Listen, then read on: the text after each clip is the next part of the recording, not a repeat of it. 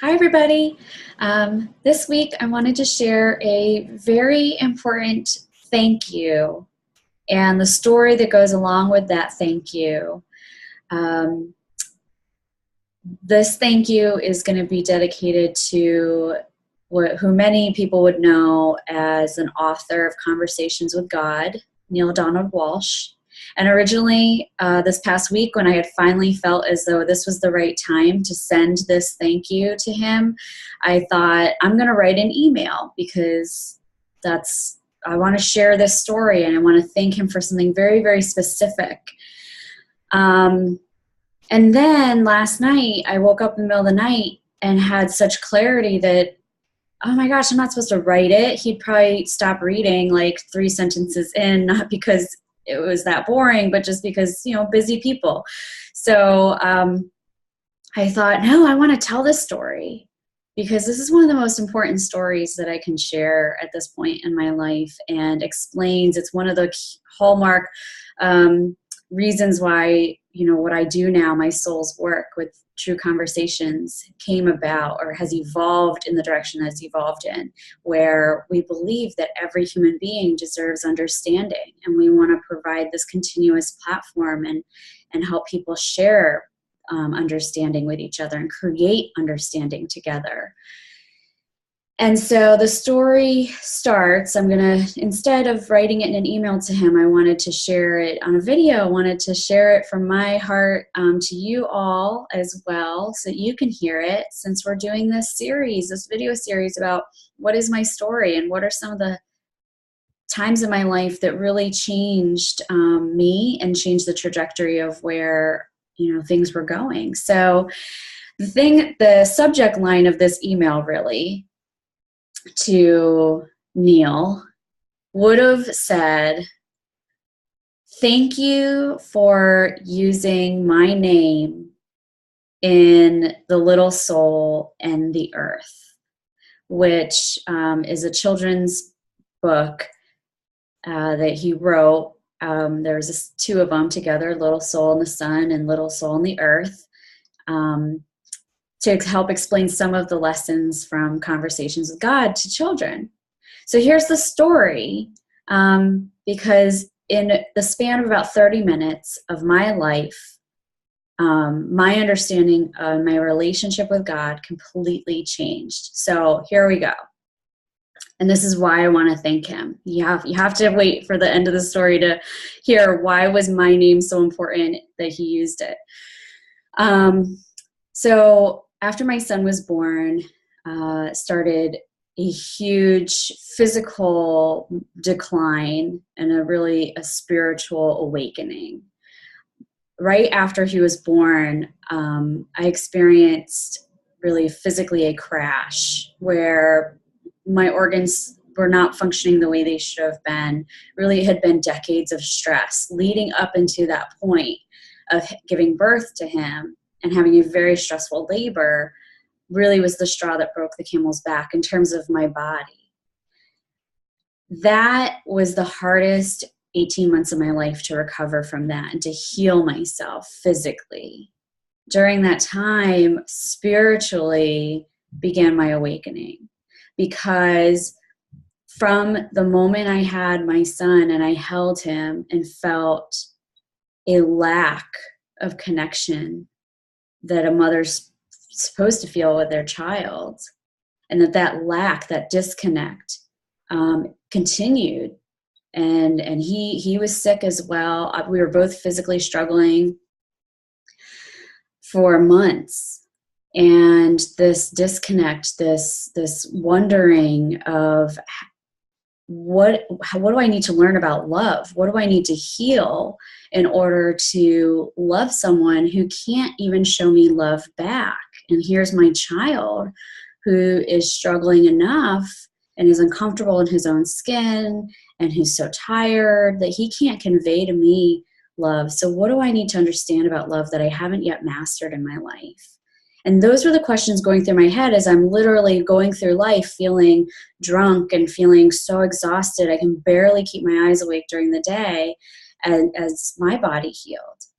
And so during, times like that, what I call them faceplant moments, we often start asking the really tough and honest questions if we're brave enough to then reveal the answers. And I was so desperate at that time in my life to understand, what is it going to take for me to feel connected to my child? What am I missing? Why am I not able to let this guard down and this fear down around loss? Because he was so sick, I was constantly afraid of really getting close to him, because what if I then lost him? So that's what was going around in my head all the time, and my soul was absolutely craving these answers and was finally prepared to do anything it took to get them. So in the process of us healing and taking care of our bodies and taking care of our minds and our energy, I had scheduled an appointment with one of my most trusted guides in my life. I started working with her. She's a chiropractor, as well as practices a number of other body balancing modalities, Dr. Carol Phillips. And I had scheduled an appointment months in advance. And for some reason, I had scheduled it for just myself. Usually I bring the whole family with me. But months in advance, I had decided, you know what, maybe at that point I'm going to need an appointment by myself. Who knows? So I'll just trust it and go with it. So I show up at her office, and as she's checking to find out what do I need that day, it comes up that I had a belief that needed to be balanced.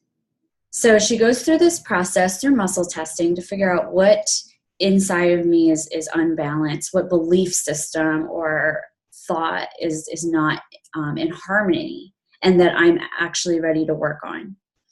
So we narrowed it down, and it was loud and clear that there was this one statement. And when she told me what the statement was, I literally laughed out loud. The statement was, every experience brings me closer to God. And here's why I laughed out loud. Because at that moment, and for my entire life that I could remember, I did not believe in God. I latched onto science. I studied exercise science and psychology, and I worked with people with mental illness, and I did weight loss and, health and wellness and exercise, all these things, because, I knew how to be a good person. I knew how to teach my children how to be good people. No way did I require a connection to some higher being that I didn't think existed for me. I respected the fact at that point in my life that God existed for other people, that people found value in having a relationship with God. But I personally didn't. And so I laughed out loud because I thought, oh my gosh, that's such a load of crap. That's like, why would every experience bring me closer to God? I don't even believe in God. And so, but knowing that I had this trusting relationship with Dr. Carol, I went with it because, again, I was almost too depleted and in such a survival mode to even question it or to do anything other than laugh and then walk across the room to a desk she had, sit down as she placed a piece of paper in front of me. And she instructed me to write the statement on the piece of paper. And then she placed a box of 64 color Crayola crayons, like the children's box of crayons that we all wish we had as kids, on the corner of the desk. And she said, okay, I'm going to leave the room. And what I want you to do is just whatever color speaks to you, pick it up and draw whatever comes from your hand. Don't question it. Don't doubt it. And just go with it, Megan, and you will know when you're done. And I thought, okay, right? Like, this is weird, but I'm going to go with it because I was so hungry for healing. And so I write the statement on a piece of paper. She leaves the room, closes the door. And my hand reaches for a pink crayon. And my hand, I let it go, right? I let my intuition pull me, and my thoughts, my mind leave. And my hand immediately just started almost craving to draw hearts. And it furiously started to draw hearts. And by the third heart, so within like 2 seconds of me drawing, I'm sobbing. I mean, ugly snot tears, you know, the loud, the visceral, like, whoa, like crying, like just like sobbing, crying. And I'm just like, well, I'm supposed to keep drawing. So I just keep drawing and I keep looking at this paper and I'm like, what is happening? But this had happened one time before where I had had such an emotional release and it had revealed so much to me back when I was in labor with my daughter, my first child, 2 years before. So I knew that this meant something big was shifting and was surfacing. So I trusted the process. I kept drawing and drawing and drawing these hearts around this statement. Every experience brings me closer to God. And when I read this statement, I would just start crying heavier. And this scene revealed itself in my mind. I have a very vivid imagination. I dream every single night extraordinarily vividly. I can visualize, you know, anything very, very well. And so to me, this was a normal level of visualization. And this visual came up where I was laying as an infant in a bassinet in a hospital in South Korea, crying and feeling so alone. And I was in this voice in my head, right? This, like, when you think to yourself in your head and you have those thoughts, that just got very loud, this voice in my head, and it said, where were you when I needed you? And it just, as I'm crying and as I'm drawing these hearts, and now my hand is switched to a blue crayon instead of a pink crayon, and I'm drawing blue hearts and all the little pieces in between the pink hearts. And I'm crying up at the sky, talking to God. And I'm saying, where were you when I needed you? And almost the internal thought that I felt that infant had was, you promised me you wouldn't leave me. And yet here I am feeling so alone. I'm alone. And as my hand is flying across the page, finishing up all of these blue hearts, I read the statement again in front of me. Every one of my experiences brings me closer to God. And that second knowing voice says, why would I want to get closer to you when I am so mad at you? When I am so mad at you. And again, you know, the tears and the snot, and I'm like, you know, basically emptying her tissue box, which she knowingly left on the desk in front of me. And then I stopped because my hand stopped, and I looked down, and my whole paper is covered with hearts around the statement. Every one of my experiences brings me closer to God. And I sat there, and my first thought was, holy shit, right? Like, what just happened? Oh my gosh, where'd that come from? So we're almost to the end of the story. And I thought, where did that come from?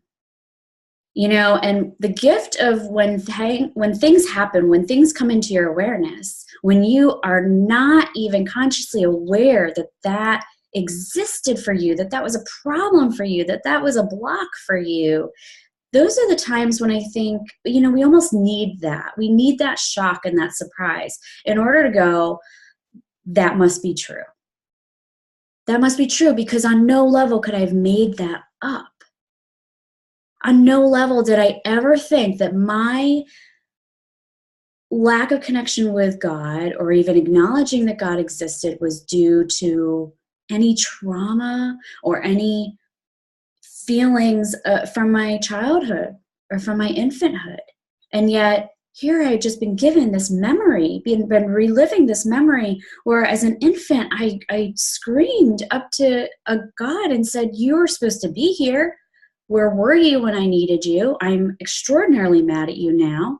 And I have come to the conclusion that at that point in my life, I must have made a promise to myself that God didn't exist, that it was a lie, and that I was never gonna have that relationship again. I wasn't going to honor that relationship.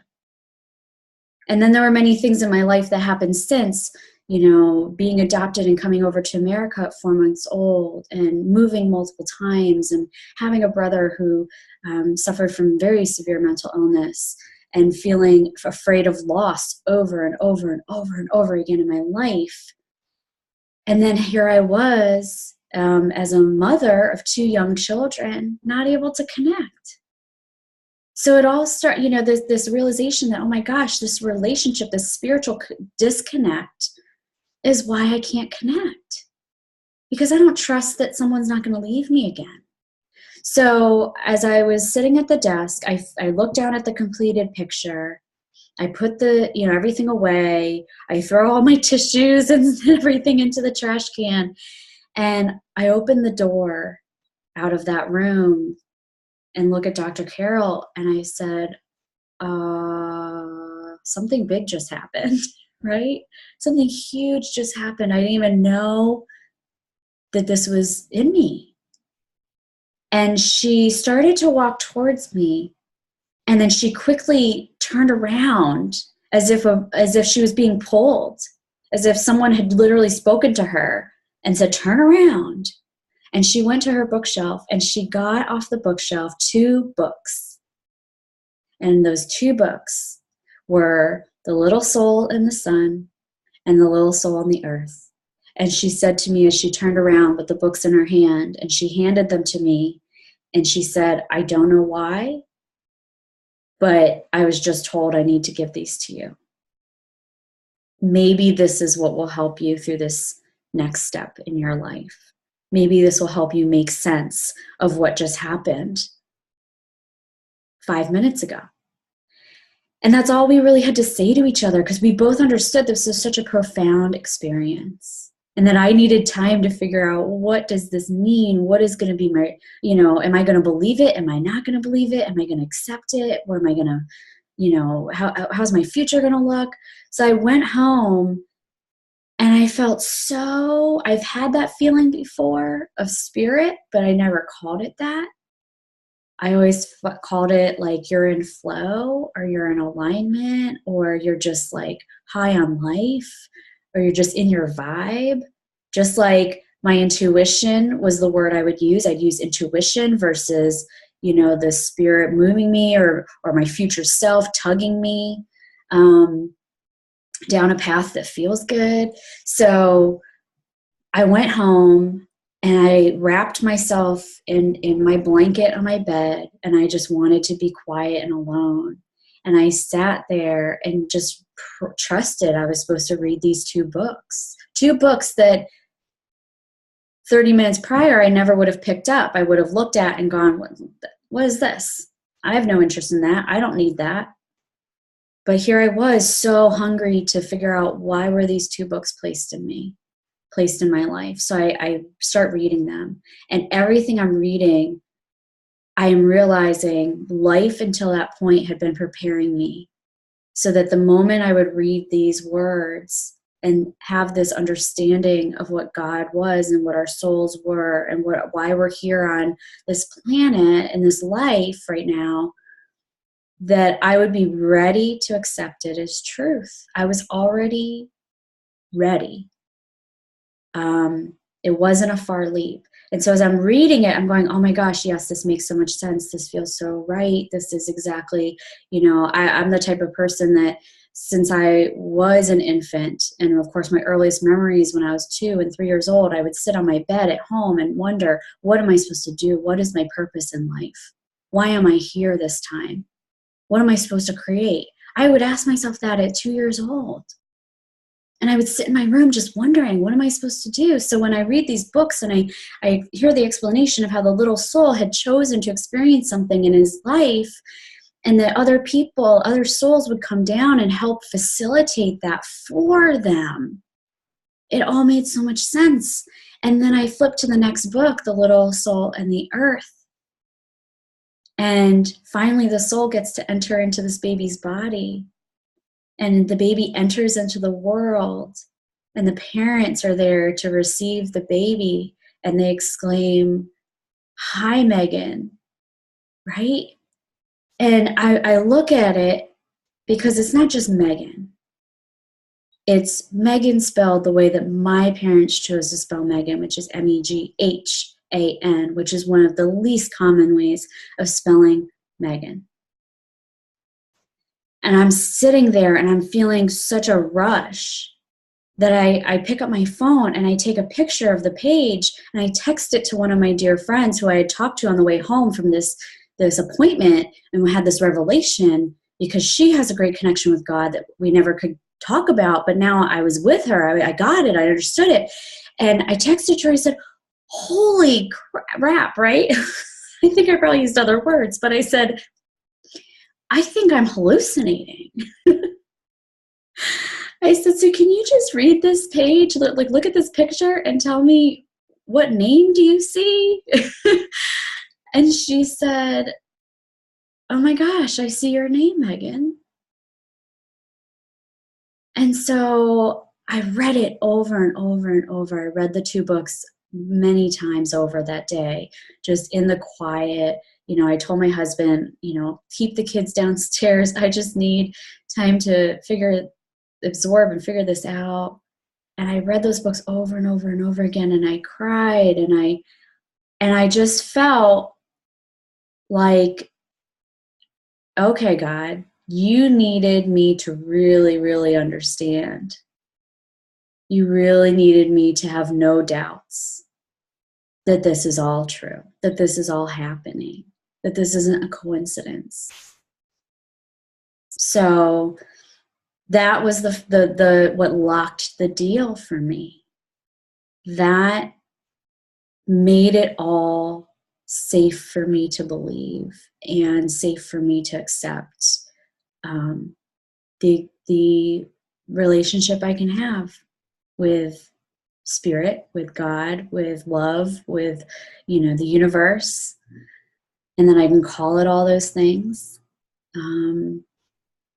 And we have conversations all the time. I talk to my higher self all the time. I talk to God all the time, and I'm just amazed about the manifestations and the continued awakenings and realizations that I've been able to experience because of the beginning, because of that breakthrough, the level of peace I now live with, because of that 30-minute breakthrough where I went from not believing in a God to understanding why I had promised myself to leave God, and to accepting that this was a relationship I was worthy of having, that I could have, and that I've always actually had.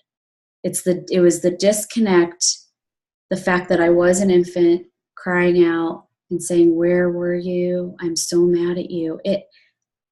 I had to experience that in order to experience this, in order to experience the connectedness that I now have.